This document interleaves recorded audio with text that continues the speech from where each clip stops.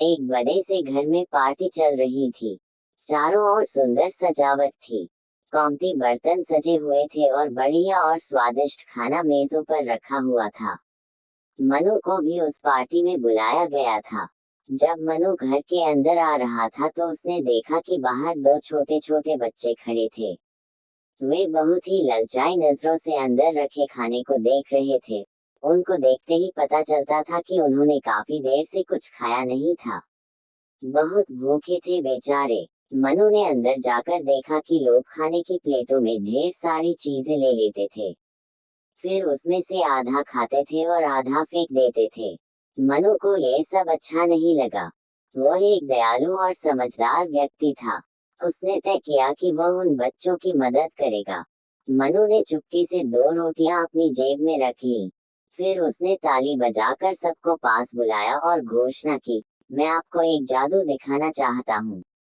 ये कहकर उसने उन दोनों बच्चों को अंदर बुलाया। फिर उसने दो रोटियां और उठाई और बोला, देखिए ये दो रोटियां मैं इन दोनों बच्चों की जेबों में रख दूंगा। एक रोटी एक की जेब में और दूसरी रोटी दूसरे के जेब में, और बाद में ये रोटियां मेरी जेब में से निकलेंगी। सब ताली बजाने लगे। सबकी निगाहें बच्चों पर थीं। मनु ने रोटियां बच्चों की जेबों में रख दी। फिर उसने एक मंत्र पढ़ने का नाटक किया। इसके बाद उसने अपनी जेब में हाथ डाला और रोटियां निकालकर सबको दिखाई।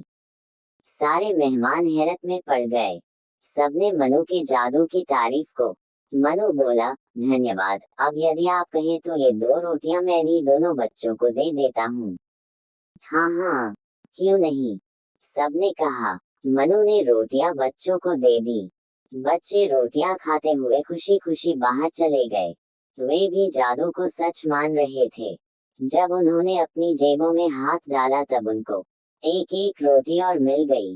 अब ये जादू कैसे हुआ और ये रोटियां उनकी जेबों में कैसे आई, ये बात वो बिल्कुल समझ नहीं पाए।